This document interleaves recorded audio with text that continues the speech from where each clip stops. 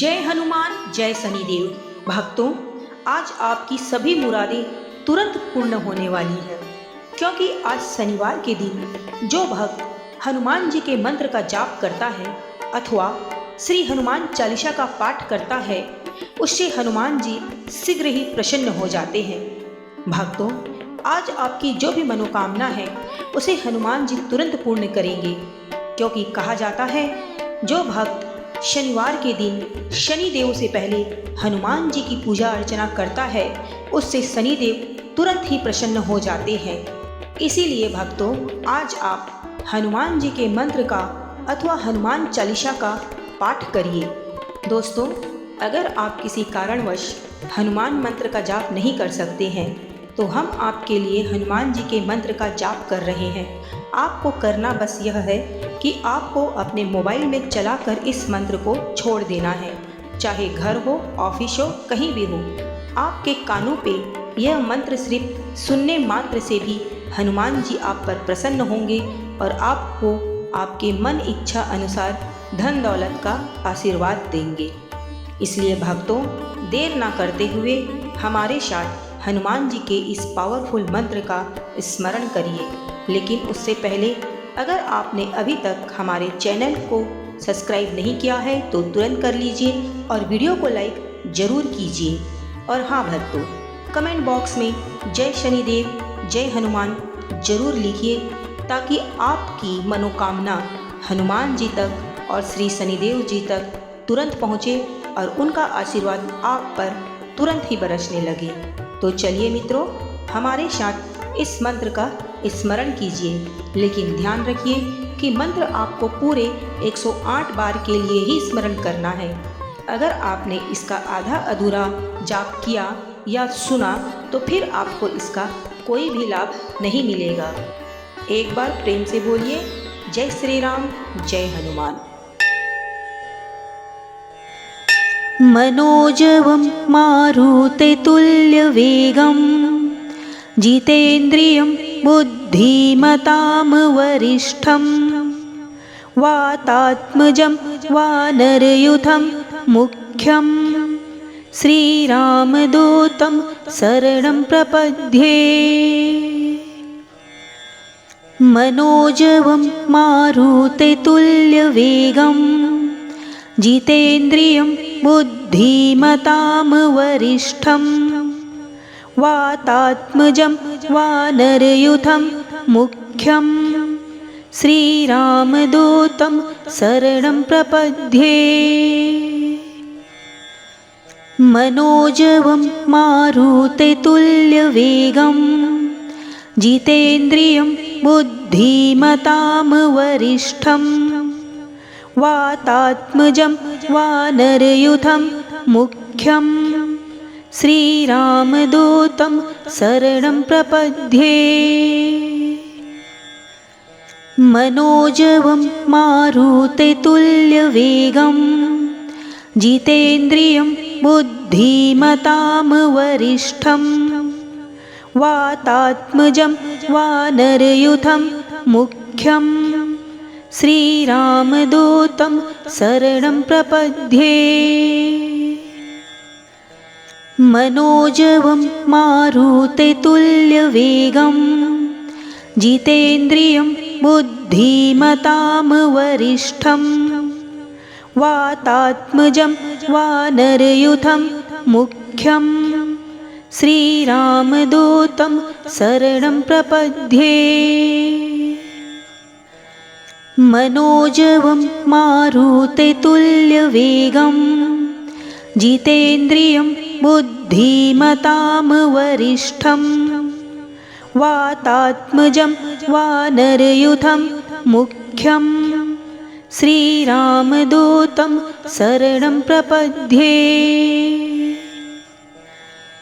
मनोजवं मारुततुल्यवेगं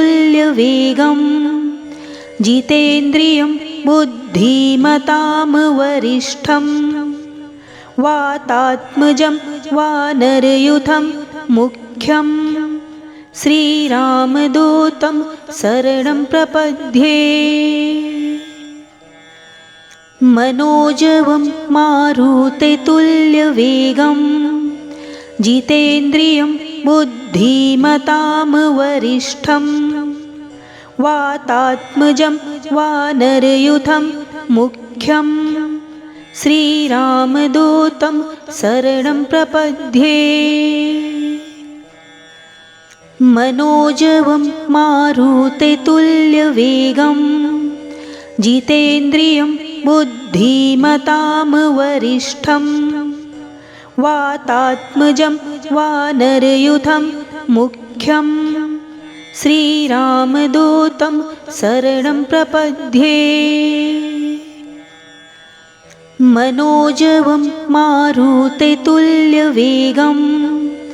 जितेन्द्रियं बुद्धिमतां वरिष्ठं वातात्मजं वानरयूथं मुख्यं श्रीरामदूतं शरणं प्रपद्ये। मनोजवं मारुततुल्यवेगं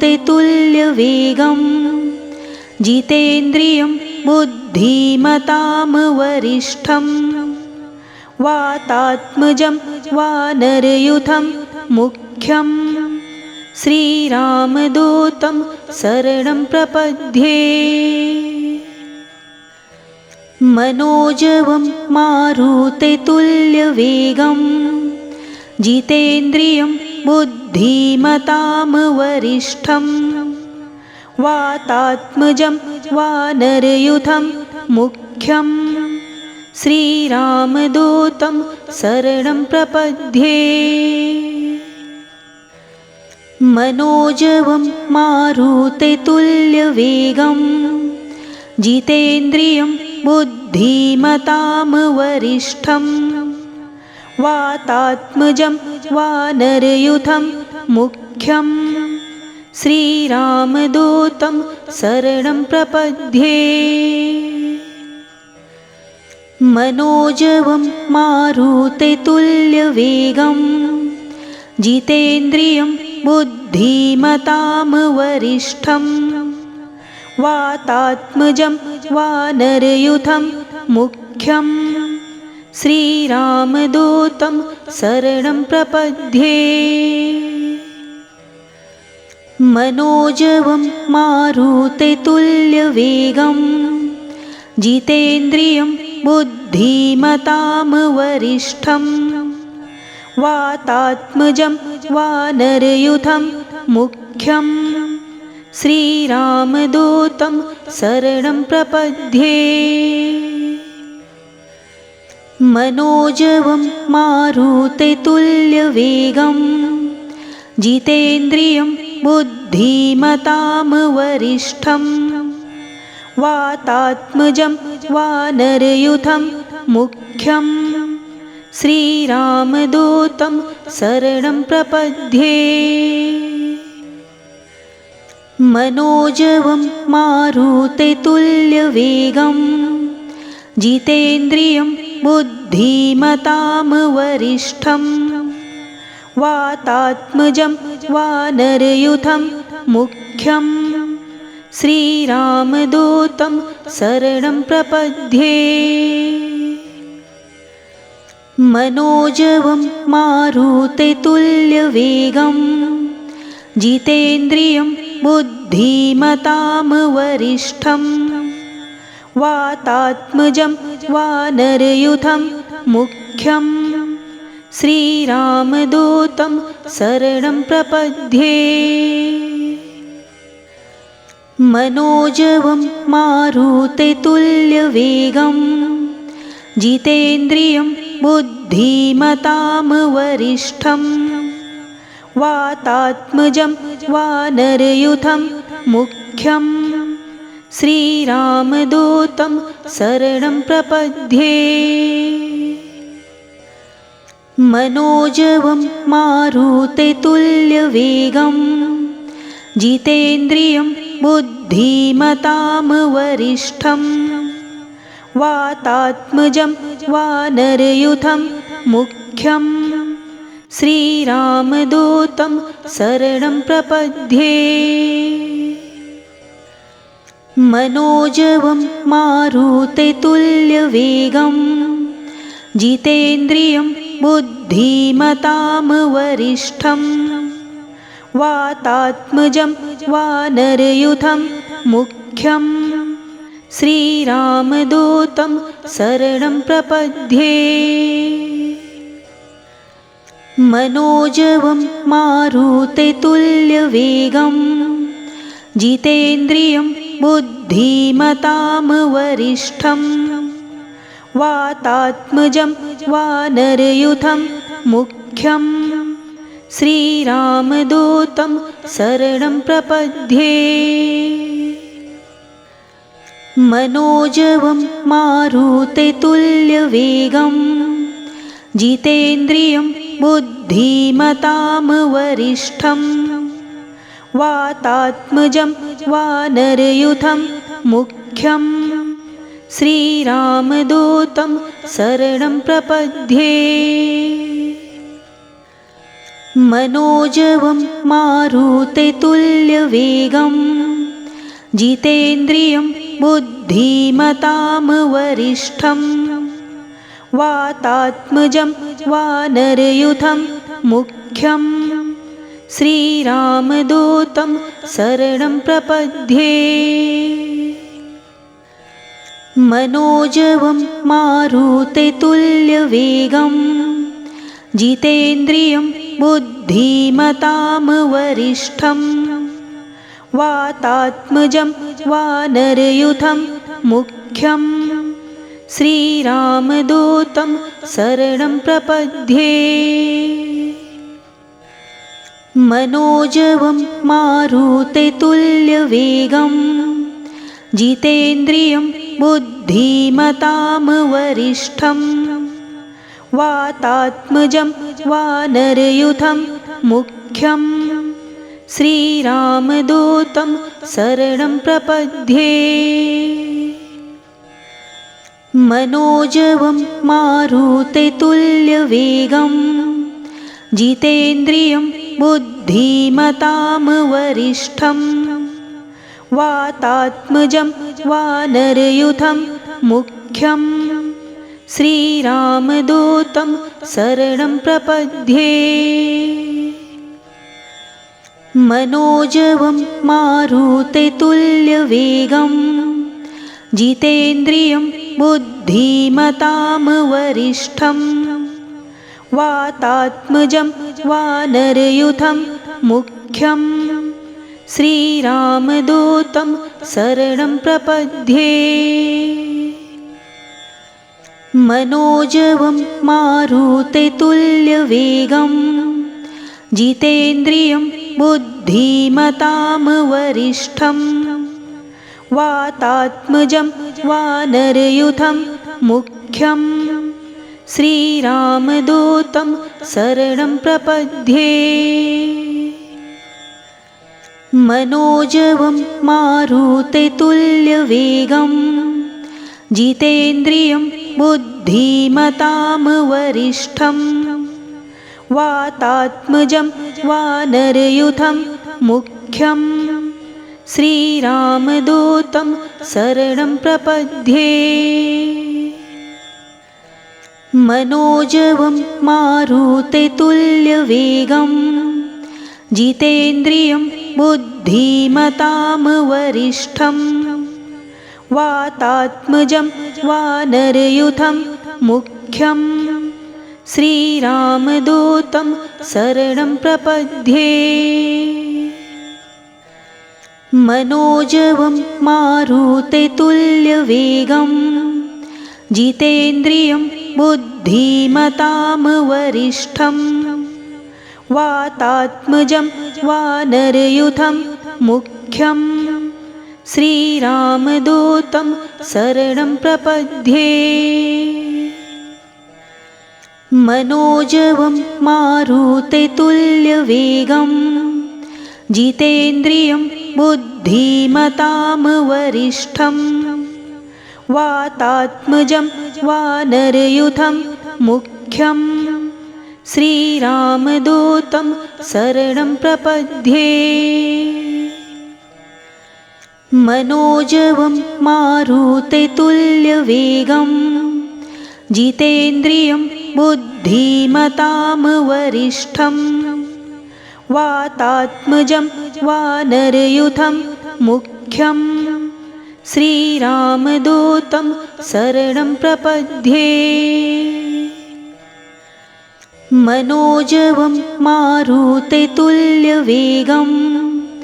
जितेन्द्रियं बुद्धिमतां वरिष्ठं वातात्मजं वानरयूथं मुख्यं श्रीरामदूतं शरणं प्रपद्ये। मनोजवं मारुततुल्यवेगं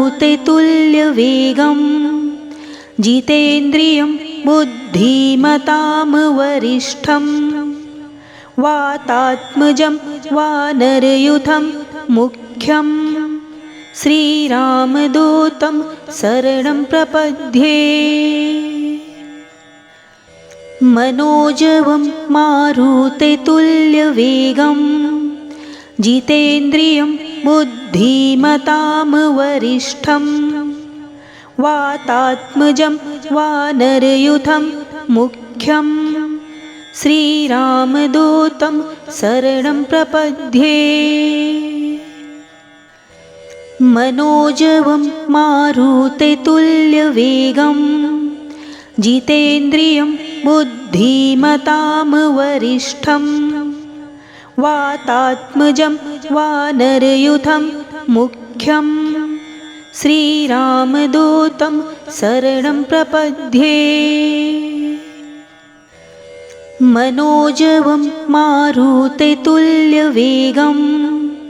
जितेन्द्रियं बुद्धिमतां वरिष्ठं वातात्मजं वानरयूथं मुख्यं श्रीरामदूतं शरणं प्रपद्ये।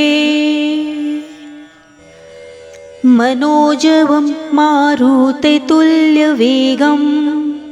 जितेन्द्रियं बुद्धिमतां वरिष्ठं वातात्मजं वानरयूथं मुख्यं श्रीरामदूतं शरणं प्रपद्ये। मनोजवं मारुततुल्यवेगं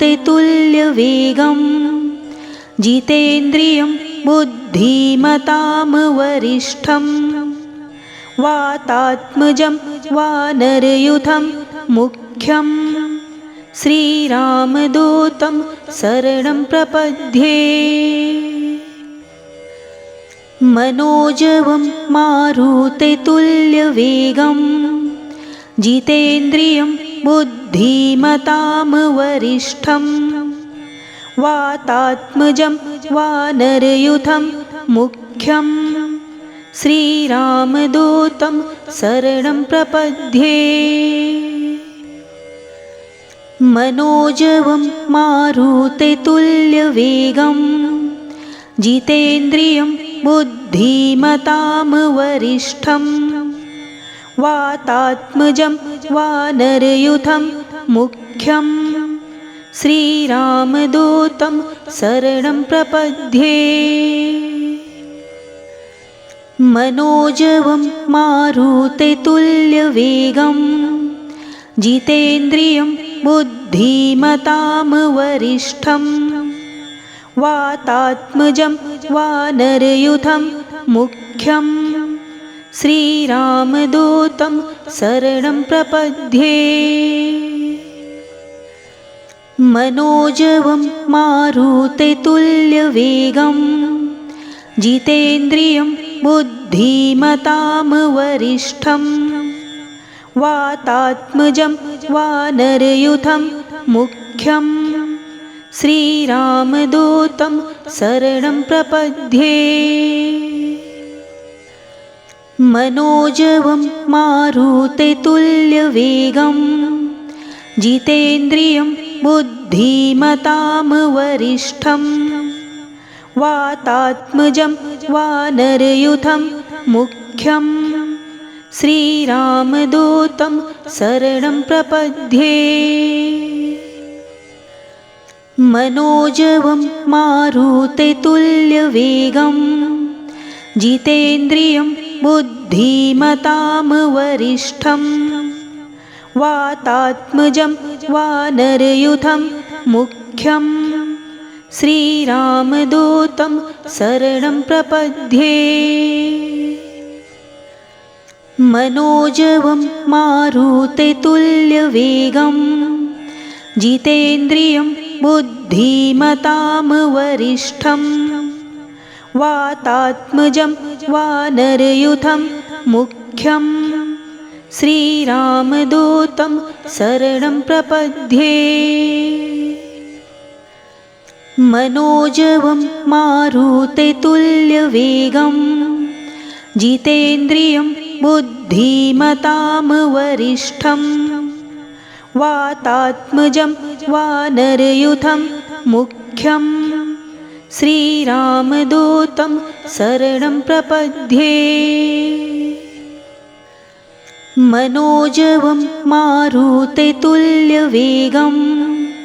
जितेन्द्रियं बुद्धिमतां वरिष्ठं वातात्मजं वानरयूथं मुख्यं श्रीरामदूतं शरणं प्रपद्ये। मनोजवं मारुततुल्यवेगं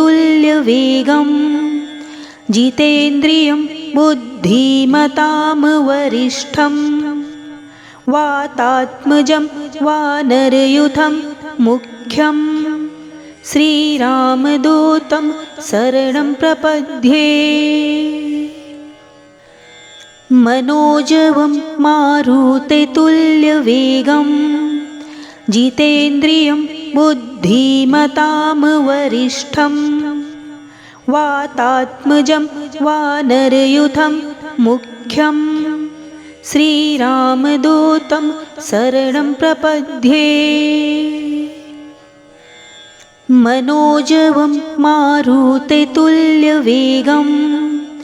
जितेन्द्रियं बुद्धिमतां वरिष्ठं वातात्मजं वानरयूथं मुख्यं श्रीरामदूतं शरणं प्रपद्ये। मनोजवं मारुततुल्यवेगं जितेन्द्रियं बुद्धिमतां वरिष्ठं वातात्मजं वानरयूथं मुख्यं श्रीरामदूतं शरणं प्रपद्ये। मनोजवं मारुततुल्यवेगं जितेन्द्रियं बुद्धिमतां वरिष्ठं वातात्मजं वानरयूथं मुख्यं श्रीरामदूतं शरणं प्रपद्ये। मनोजवं मारुततुल्यवेगं जितेन्द्रियं बुद्धिमतां वरिष्ठं वातात्मजं वानरयूथं मुख्यं श्रीरामदूतं शरणं प्रपद्ये। मनोजवं मारुततुल्यवेगं जितेन्द्रियं बुद्धिमतां वरिष्ठं वातात्मजं वानरयूथं मुख्यं श्रीरामदूतं शरणं प्रपद्ये।